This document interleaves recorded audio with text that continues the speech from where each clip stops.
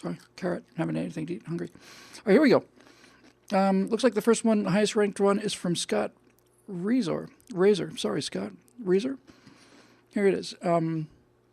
This is a serious question that I was confronted with yesterday when a Stratolounger is in a store and Petula Clark's I Know a Place starts playing on the speakers in the store. What is the appropriate response? FYI, to sing and dance to the song, much to the horror of my children. And we are rolling. Well, first of all, I remember when I first heard the Petula Clark song.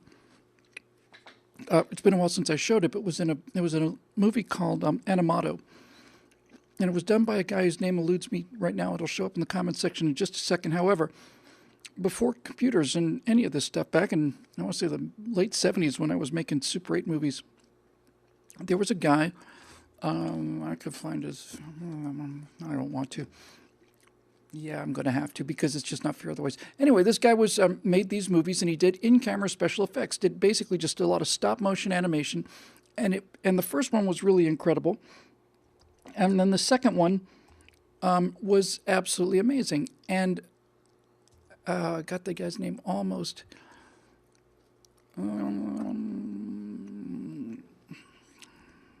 Mike Jitlov, that's the guy. Mike is a really brilliant guy. So he did the kind of thing that's actually very, very easy to do today because it's in After Effects. But basically what he did was he, by hand, did a series of layers and pushes and rotations. He used stills images. It was just incredible. And he used I Know a Place, and I just never forgot it. I thought it was tremendous. And the original idea for the Stratosphere Lounge was going to be, and still is, if we can ever get it done, was to be a TV talk show. And the kind of the opening credit conceit would be that you would you see people driving around Los Angeles and they're looking for something, regular people. And there's no signs, there's no anything. And while they're driving around, we cut to kind of backstage and we're getting ready to get dressed. And, we're getting in our outfits and we're doing our final notes and makeup and all the rest. And these things are just intercut together. And there's like one of these steel doors from a speakeasy, and a guy slides it open. If you look like a regular person, you come on and go down the stairs, and then we come out, and then all of the waitresses are PhDs, gorgeous, stunning dancer waitresses, but they're all doing like equations on a whiteboard in the back while they're waiting for their drink orders, that kind of thing. It's just going to be really fun, pin lights and a real practical set. And the idea would be that it was underneath Hollywood, like directly underneath one of these studios. This kind of underground broadcasting, and so I Know a Place would be perfect for that. But to the part of the question that's really serious, I never cease to be amazed at how often people stop me, or every now and then I'll notice somebody's looking at me.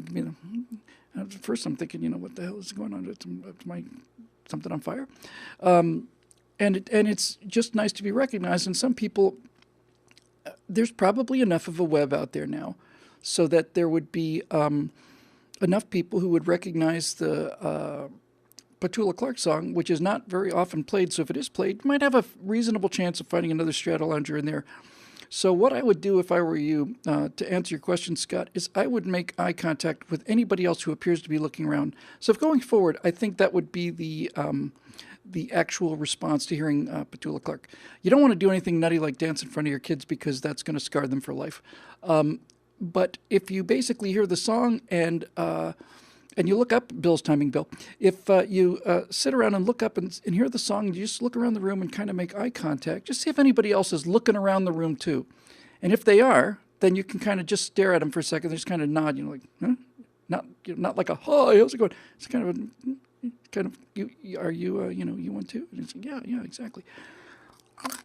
It's kind of like being, I don't know, being gay in the 30s, or being an alcoholic at Alcoholics Anonymous. You can't really come out and say, here you are.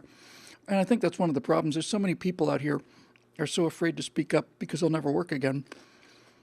And that's kind of a circular thing, because the fact that they never speak up means that people think everybody out here is liberal. In any event, the thing to do would be to look around, try to make eye contact with anybody else who's looking around, and then secretly just kind of drift off into one direction. And when you get to where it seems like a quiet place, just introduce yourself, say hi, use your screen names. That's all it would take.